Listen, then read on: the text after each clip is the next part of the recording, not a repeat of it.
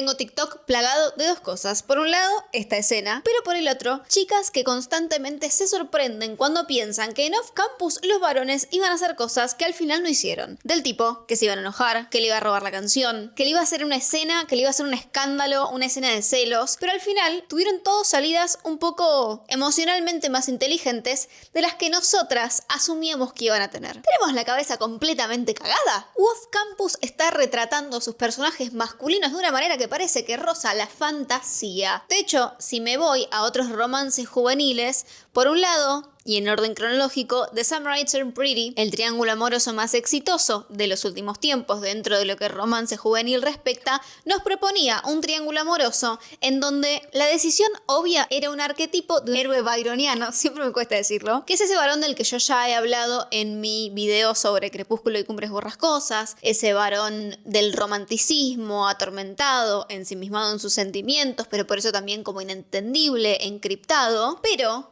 que con Conrad se transforma y no deja de tener siempre una línea o una vara del respeto muy sólida, del respeto y del cuidado hacia nuestro personaje femenino. Incluso en las primeras temporadas Jeremiah era el Golden Retriever, que era tipo un buenazo, un buen pibe, que es más frontal, que es más sincero, que te dice las cosas realmente que siente, pero en el momento en el que él empieza a ser un poco tóxico, un poco celoso, demandante, incluso como territorial, es ahí en donde deja de ser un personaje atractivo. Y la decisión obvia es Team Conrad.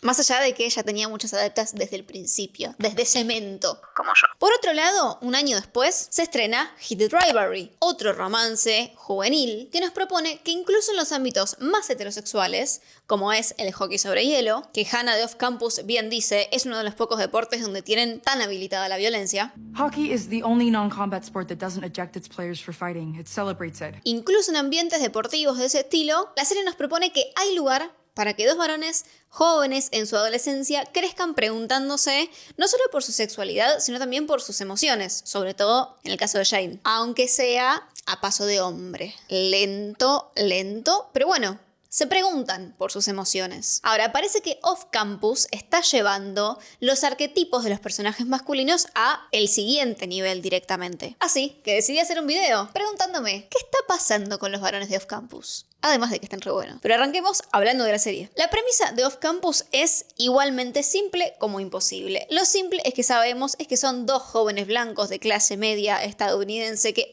heterosexuales, se van a enamorar. Claro que sí. Eso es simple. Chico conoce chica, se enamoran. Eso lo sabemos. Lo que me parece imposible, que igual lo hemos visto un montón de veces, es el fake dating. Yo quiero saber, al igual que la conversación de los dos varones diciéndole lo que más importa es la confianza, si a alguien alguna vez realmente le pasó esto del fake dating, de fingir que alguien es tu novio, tu pareja, con quien estás saliendo, para darle celos a otra persona, que eso esté consensuado, que eso esté charlado, porque sí. ¿Quién no ha chichoneado alguna que otra vez con un varón B para atraer la atención del varón A? Porque ya bien sabemos que un poco así funcionan. Ahora, ¿pero que eso sea consensuado con el varón B? Raro. Me parece raro, me parece fantasioso, pero aún así lo hemos visto un montón de veces e increíblemente funciona y nos parece tremendamente atractivo. Como que creo que también hay algo, ContraPoints en su video de Crepúsculo lo habla bastante, que es esa línea de lo un poco en contra de mi voluntad, que nos parece interesante o atractivo. Y no me estoy refiriendo a nada referido al consentimiento, sino como, ay, nos encontramos en esta situación, ¿qué vamos a hacer? Bueno, ¿qué vamos a hacer? ¿Enamorarnos? ¿Qué vamos a hacer? ¿Creer en el amor? ¿Volver a ilusionarnos? Bueno, y el otro aspecto que también me parece fantasioso e imposible es que todos los varones heterosexuales que aparecen jóvenes en esta serie tengan un mismo perfil respecto a sus valores. Como ya sabemos, o tal vez no, Off Campus es una serie universitaria basada en una serie o saga de libros de L. Kennedy,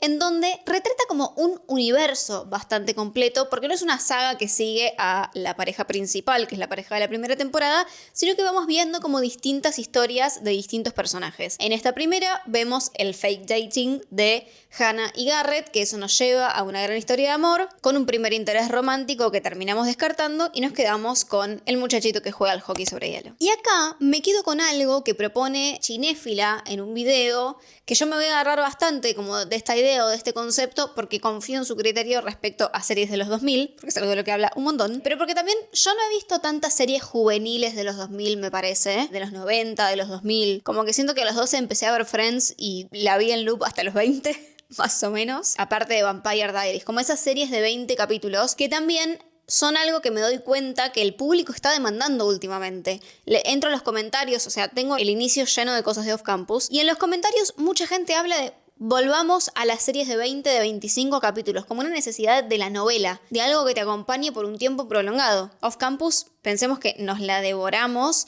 porque es de las primeras series de Prime Video, me parece, por lo menos como juveniles, que sacan todas de una. De hecho, creo que ese es uno de los motivos por los que el lanzamiento fue en números más exitoso que The Summer I Turned Pretty, como el tema de conversación, porque estamos como en un atracón de capítulos. Vamos a ver cuánto dura. Pero lo que propone Cinéfila en este video es que dentro de las novelas juveniles que estuvieron saliendo, de las series juveniles que estuvieron saliendo en el último tiempo, esta es la que se presenta como más sólida en la construcción de un mundo. Es decir, acompañar a un grupo de gente en sus vivencias, sus amores, sus desamores, y no es que sea solamente la historia de una pareja.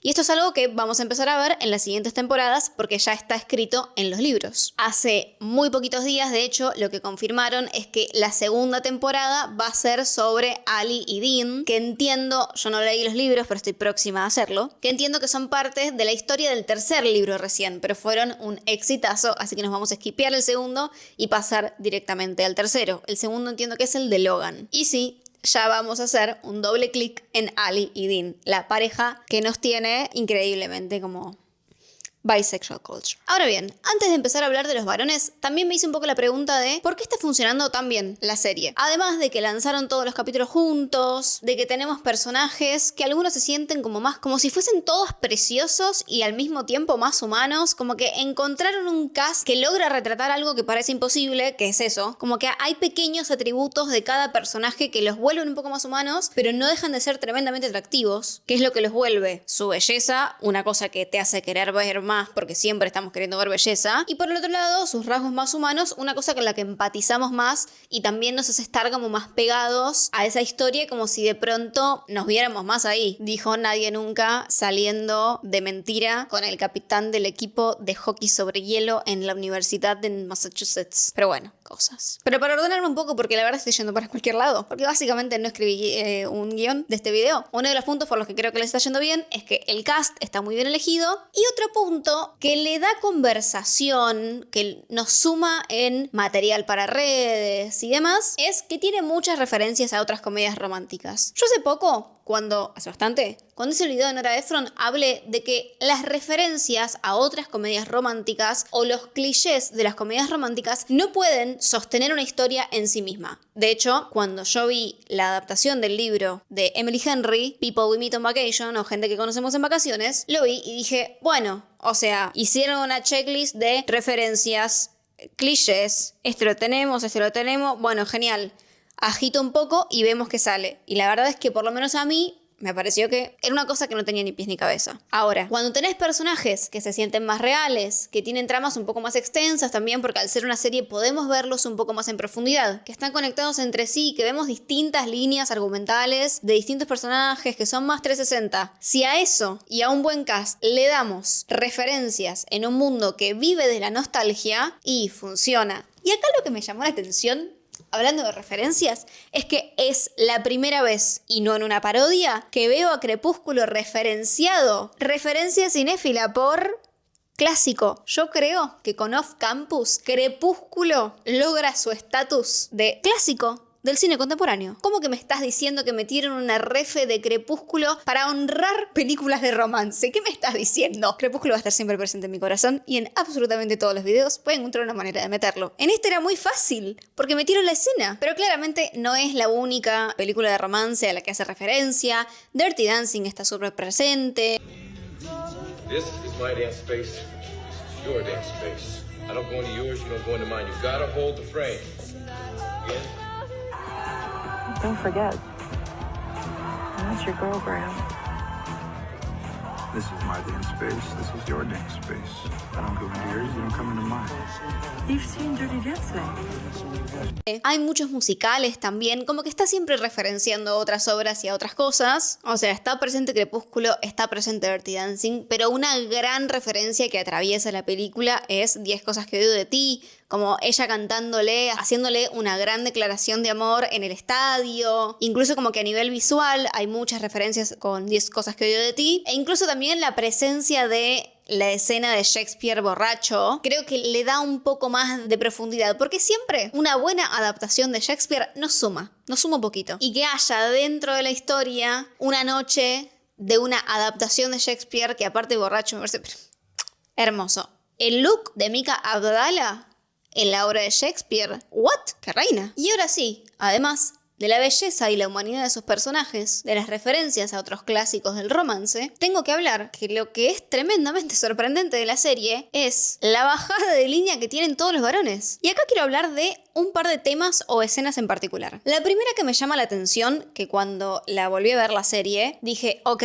recuerdo que cuando la vi por primera vez dije, qué raro esto, y después entendí que era algo que se iba a sostener, es la reunión que tienen en la casa de la fraternidad todos los varones para preguntarse si lo que había hecho Garrett con la mina que medio que ghosteó estuvo bien o estuvo mal. House says, amen. Y todos coinciden en que estuvo mal. Primero, lo que me llama la atención es la decisión de la escena. O sea, la decisión de que ellos tengan una reunión para opinar o juzgar sus comportamientos respecto a una piba con la que medio que estaba cogiendo casualmente, pero de manera repetida, sostenida en el tiempo. O sea, que tengan esa conversación me llama la atención.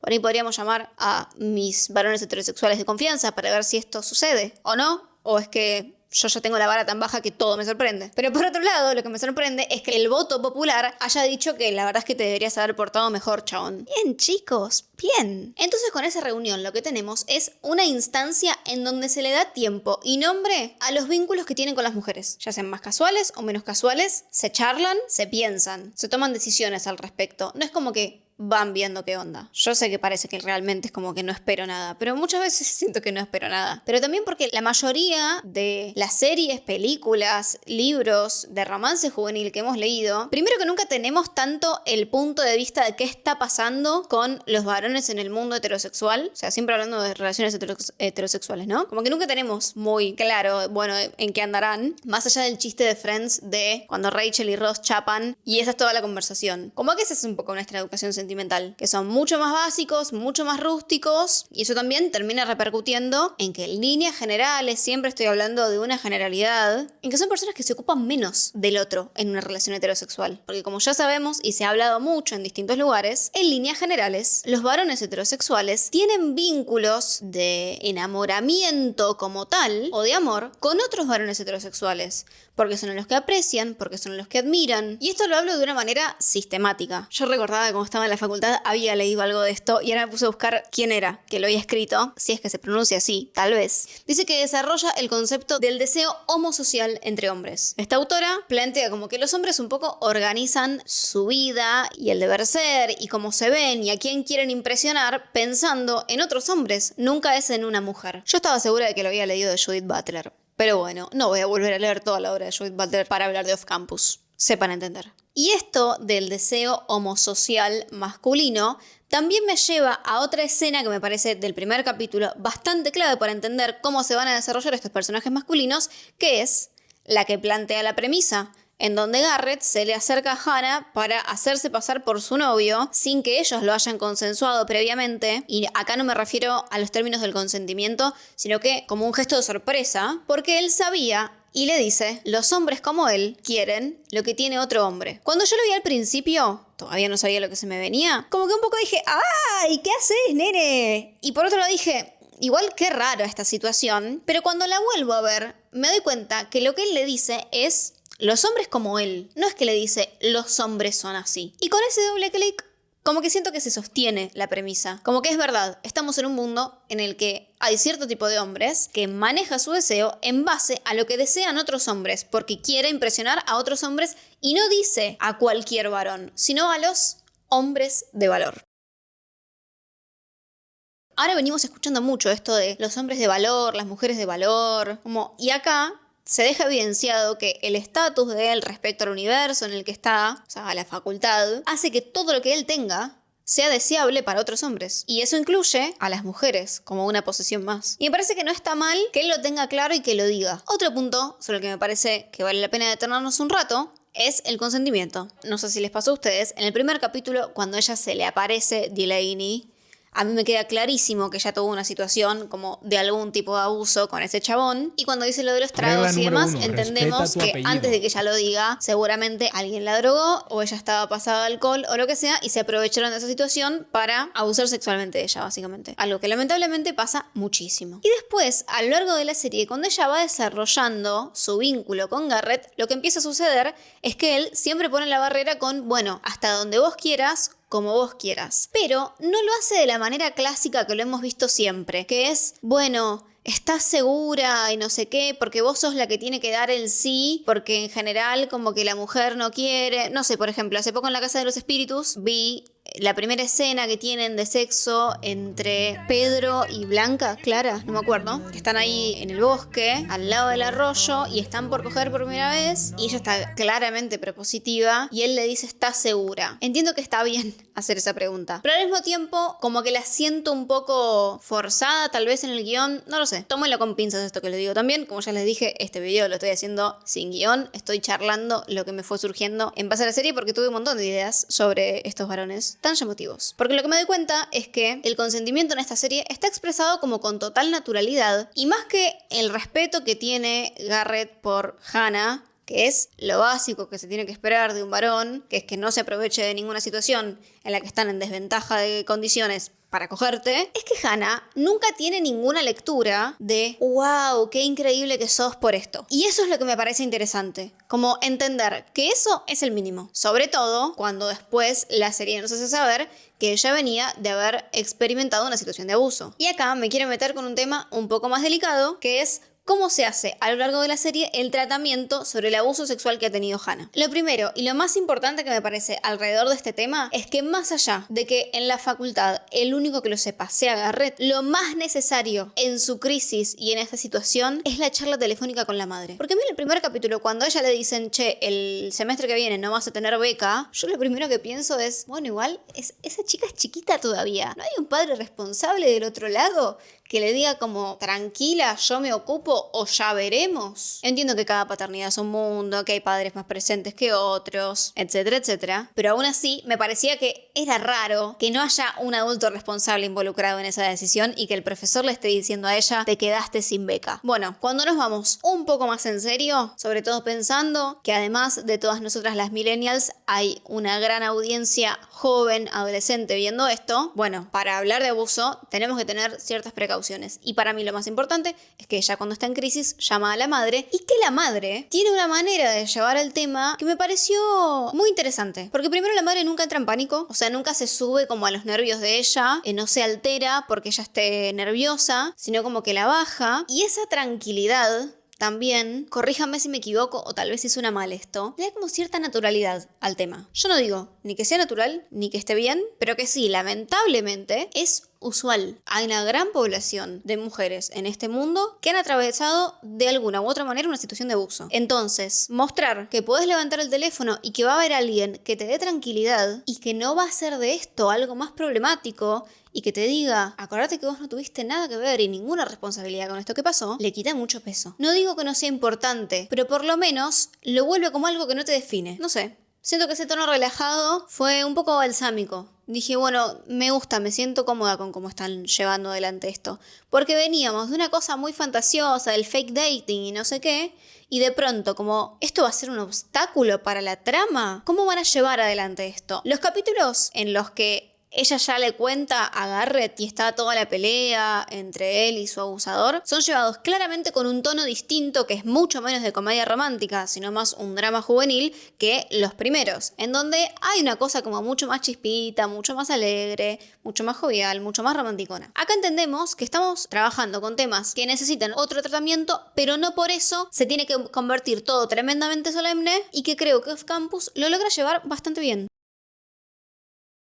Cambiando de tema y yendo a un personaje muy luminoso, dorado como el sol, quiero que hagamos un doble clic en Dean. Dean en el primer episodio se nos presenta como el típico gatero. En esa primera escena en donde ellos tienen una reunión de consorcio para preguntarse si Garrett había hecho bien o no en medio que descartar a la piba que se estaba cogiendo porque ella asumió que tenían un vínculo que él nunca asumió, entonces como que se corta todo de una manera medio incómoda. El único que decía como bueno, sí, ya fue, no pasa nada, era Dean. Entonces nos lo presentan como a ese chabón al que las minas lo tienen sin cuidado. Se le tiran de a montones, coge siempre sin pensar en los sentimientos, sin sentir los sentimientos, y eso es todo. Es verdad que cuando él se empieza a enganchar con Ali, se vuelve un personaje mucho más atractivo porque tenemos el tropo del gatero que se enamora, de que el gatero que el romance lo transforma, pero a mí no es eso lo que cambia mi percepción de ese personaje, sino la conversación que tienen Garrett y Dean hablando del primer orgasmo de Hannah. Claramente Garrett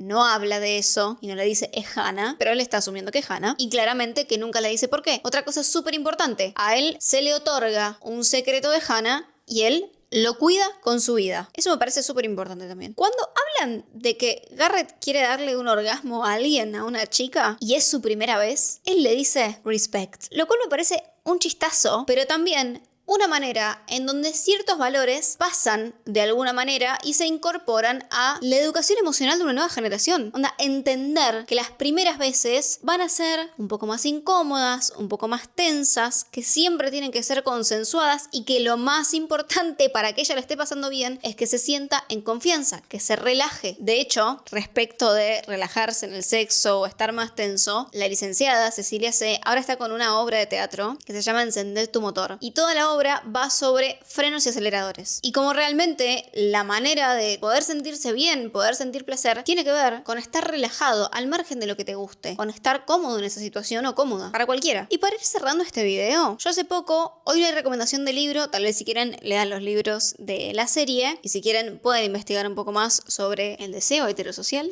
Y para ir cerrando este video, esta vez no hay recomendación de libros, si quieren pueden seguir investigando sobre estos conceptos de los hombres que en realidad se enamoran de otros hombres y no en términos gays o bisexuals, sino en términos de varones heterosexuales que construyen su vida para la mirada de otros varones heterosexuales porque son a quienes admiran y a quienes respetan. O sea, como que creo que un poco el marco teórico de hoy era ese. Pero lo que sí quiero recomendarles, o lo que me despertó hacer este video, es un capítulo del podcast Critics at Large, que es el podcast del New Yorker sobre cultura, que se pregunta qué está pasando con los varones en la cultura actualmente. Y primero habla de un par de series, habla de Hate the Rivalry en un momento, habla de adolescencia, habla de Half Men, pero también se detiene en hablar de qué está pasando en la cultura por fuera de la ficción. Ahí se me abren un montón de preguntas, un montón de cosas a las que no voy a seguir haciendo como más zoom, porque como les dije, estoy charlando un poco en base a lo que me fue surgiendo, porque fue como borbotones de información, pero sinceramente se los recomiendo si quieren indagar un poco más en qué onda los arquetipos masculinos actualmente en la cultura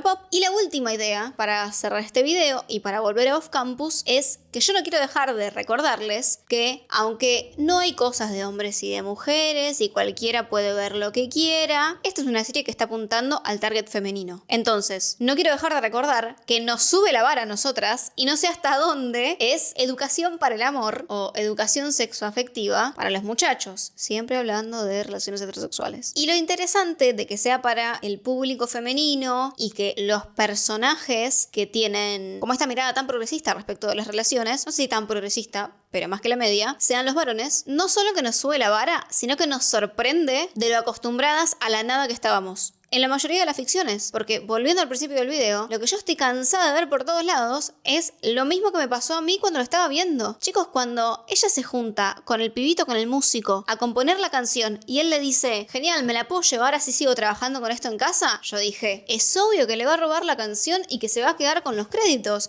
como históricamente le ha pasado a todas las mujeres creativas en cualquier disciplina que los maridos se quedan con su obra. Es obvio que es lo que va a pasar. Cuando ella está un rato sin contestarle porque estaba estaba teniendo una crisis porque se acaba de cruzar con su abusador y él le dice, ¿dónde estabas? ¿Dónde estabas? ¿Dónde estabas? Y después la encuentra y no le hace un escándalo porque no le contestaba, como históricamente hemos visto en todos los romances juveniles, en donde si va creciendo la tensión es porque claramente después el que va a explotar con rasgos semi-violentos va a ser el muchacho. Estamos muy acostumbradas a eso, entonces es interesante que esto nos deje un poco desencajetadas. Digo, ok, qué lindo. Me gusta, porque aparte no deja de ser esos romances que en la adolescencia nos hacían sentir súper bien, que venían cargados con un montón de mierdas y nos preguntábamos, ¿estos romances que estaban cargados con un montón de mierdas, de masculinidad tóxica, nos gustaban porque los varones eran una mierda? ¿O es posible un romance que nos haga sentir igual pero que los varones no sean una mierda? Bueno, Off Campus es el ejemplo.